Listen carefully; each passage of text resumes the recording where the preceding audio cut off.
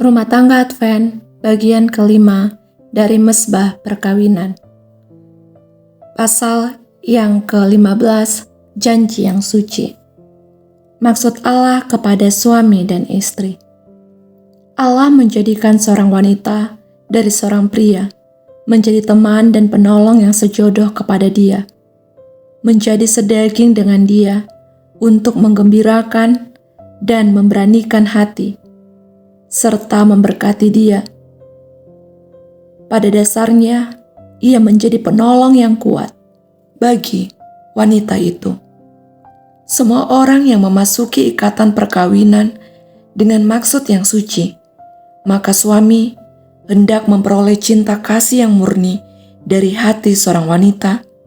Sang istri akan menghaluskan dan memperbaiki tabiat suaminya, serta memberikan kesempurnaan kepada tabiatnya dan menggenapi maksud Allah bagi mereka itu.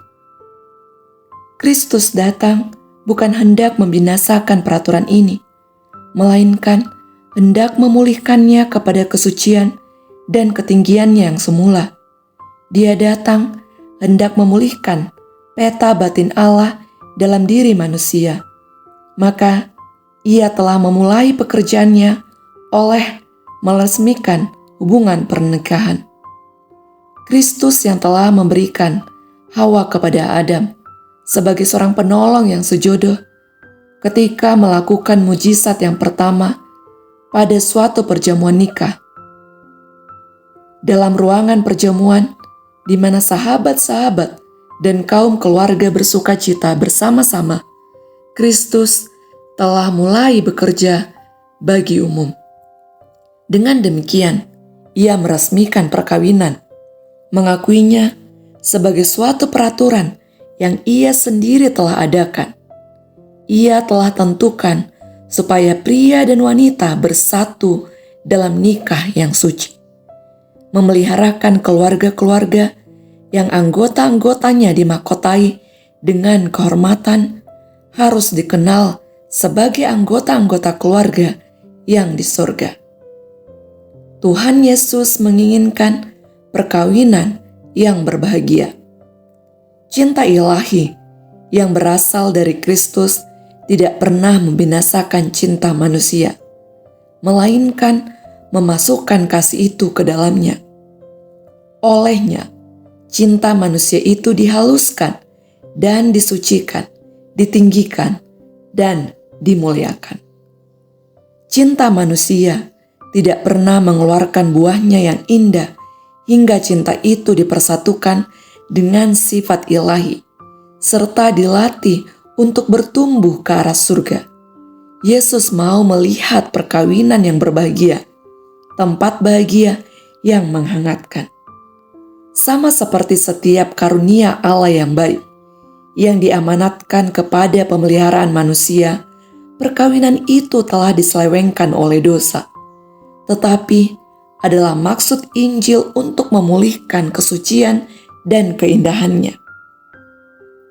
Hanya kasih karunia Kristus itulah yang dapat membaut lembaga pernikahan sebagaimana yang dikehendaki Allah, salah satu saluran berkat yang mengangkat tinggi manusia. Maka dengan demikian, keluarga-keluarga yang di dunia ini dalam persatuannya dan perdamaian serta cinta kasih mereka boleh menjadi wakil keluarga yang di surga. Keadaan masyarakat melukiskan suatu komentar yang menyedihkan atas cita-cita surga tentang hubungan yang disuci ini. Namun, sekalipun bagi orang-orang yang telah mendapatkan kehidupan pahit dan kecewa di mana-mana, mereka telah mengharapkan keakraban dan kesukaan. Injil Kristus menawarkan penghiburan. Suatu peristiwa sukacita.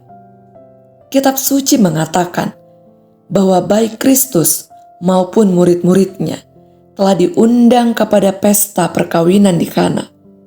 Kristus belum pernah memberikan izin kepada orang-orang Kristen apabila diundang kepada perkawinan untuk berkata seharusnya lah, kami tidak hadir pada suatu peristiwa yang demikian gembiranya. Oleh hadirnya pada pesta itu, Kristus mengajar kita supaya bersukacita dengan orang-orang yang bersukacita dalam pemeliharaan segala hukumnya. Ia tidak pernah mengatakan supaya jangan diadakan atau dijalankan setuju dengan undang-undang surga. Suatu pertemuan yang dihormati Kristus oleh hadiratnya adalah baik supaya diikuti oleh para pengikutnya.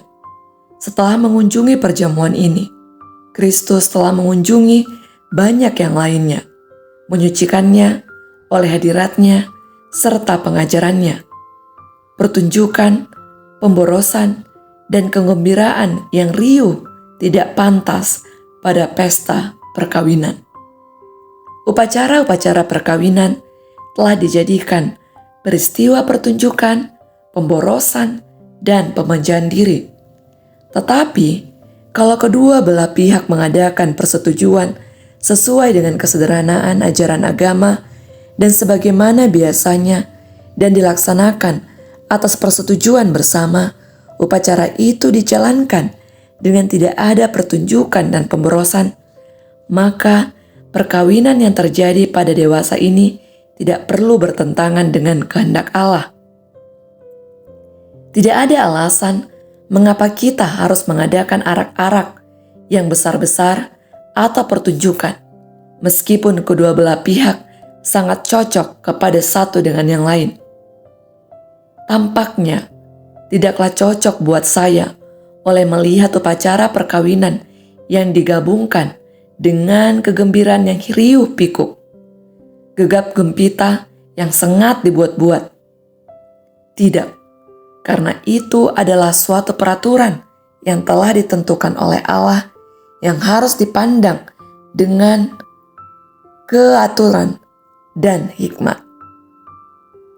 Sementara hubungan keluarga itu dibentuk dalam dunia ini, seharusnya lah perhubungan itu memberikan suatu pertunjukan tentang apa yang kelak terjadi, yaitu keluarga yang di surga. Kemuliaan Allah haruslah selamanya diutamakan. Perkawinan di rumah Nyonya White. Kira-kira jam 11 siang hari Selasa, kamar makan kami yang luas itu dipersiapkan untuk upacara perkawinan saudara B. Melaksanakan upacara itu dan berjalan dengan baik sekali. Ada yang meminta supaya Nyonya White mengucapkan doa setelah upacara perkawinan itu. Tuhan memberikan kepada saya kebebasan istimewa. Hati saya telah dilembekkan dan ditaklukkan oleh Roh Allah. Pada peristiwa ini, tidak ada sikap senda gurau yang ringan atau ucapan kesia-siaan. Segala sesuatu diatur dengan hikmat dan suci sehubungan dengan perkawinan ini. Segala sesuatu berjalan demi meninggikan tabiat dan memberi kesan yang mendalam. Tuhan menyucikan perkawinan ini, dan kedua orang itu sekarang mempersatukan perhatian mereka hendak bekerja dalam ladang mission untuk mencari dan menyelamatkan mereka yang hilang. Allah akan memberkati mereka dalam pekerjaan mereka kalau mereka berjalan dengan Dia dalam kerendahan hati, bersandar semata-mata atas segala perjanjiannya. Perpaduan dua kehidupan. Inilah suatu masa yang penting dalam sejarah orang-orang yang telah berdiri di hadapanmu untuk mempersatukan segala kepentingan mereka, sambutan hatinya, cintanya, usahanya dengan satu sama lain dalam perjalanan menyelamatkan jiwa. Dalam perhubungan nikah adalah satu langkah yang sangat penting untuk diambil. Perpaduan dua kehidupan menjadi satu, sesuai dengan kehendak Tuhan, supaya suami dan istri dihubungkan bersama-sama dalam pekerjaannya, untuk memajukan pekerjaan itu dalam suatu keutuhan dan kesucian. Mereka dapat melaksanakan itu. Berkat Allah dalam rumah tangga, di mana persatuan ini kelak ada, adalah seperti sinar matahari surga, karena adalah kehendak Tuhan yang telah ditentukan supaya suami dan istri dipersatukan dalam ikatan persekutuan yang suci, di bawah roh kuasa Yesus Kristus, dengan Dia yang mengendalikan dan Roh-Nya yang menuntun. Allah mau supaya rumah tangga itu menjadi tempat yang paling berbahagia di dunia, yang menjadi lambang rumah tangga yang ada di surga, memikul segala tugas kewajiban perkawinan dalam rumah tangga yang menghubungkan kepentingan mereka dengan Yesus Kristus, bersandar pada tangannya dan jaminannya. Suami dan istri akan beroleh kebahagiaan dalam persekutuan ini yang dihargakan oleh malaikat-malaikat Allah. Perkawinan itu tidak mengurangi keagungan mereka, melainkan menguatkannya. Mereka dapat menjadikannya hidup perkawinan suatu pelayanan untuk menarik jiwa-jiwa kepada Kristus. Dan saya mengerti apa yang saya katakan, karena 36 tahun lamanya saya dan suami saya telah dipersatukan, dan kami pergi bersama-sama kemanapun Tuhan suruh untuk pergi. Di dalam hal ini, kami tahu bahwa kami menempatkan penghargaan Allah dalam hubungan nikah kami. Itulah sebabnya bahwa pernikahan itu adalah suatu peraturan yang diurapi. Maka sekarang, dapatlah saya pada waktu ini menyambut tangan saudara kita ini, dan kami menyambut tanganmu, hai istri, dan mengajak kamu berdua supaya menjalankan pekerjaan Allah bersama-sama. Saya mau mengatakan, jadikanlah Allah penasehatmu, bersekutulah dan bersatu padulah bersama-sama. Nasihat kepada pengantin baru. Hai saudaraku yang kekasih, kamu telah bersatu dalam satu perjanjian seumur hidup. Pendidikanmu di dalam hidup pernikahan telah dimulai. Tahun pertama dalam hidup pernikahan adalah 1 tahun pengalaman, 1 tahun di mana suami dan istri mempelajari ciri-ciri tabiat yang berlainan satu dengan yang lain. Seperti seorang anak mempelajari pelajaran di sekolah. Oleh sebab itu, janganlah biarkan noda-noda yang akan mencemarkan kehidupan suami istri pada tahun pertama yang akan merusak kebahagiaanmu di kemudian hari. Hai saudaraku, waktu, kekuatan, dan kebahagiaan istrimu sekarang ini terikat kepada waktu dan kekuatan serta kebahagiaanmu.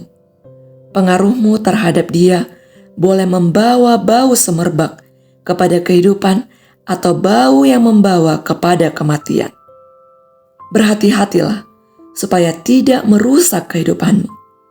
Hai saudariku, sekarang engkau mempraktekkan pelajaran-pelajaran pertamamu dalam hubungannya dengan segala tugas kewajibanmu dalam hidup perkawinanmu.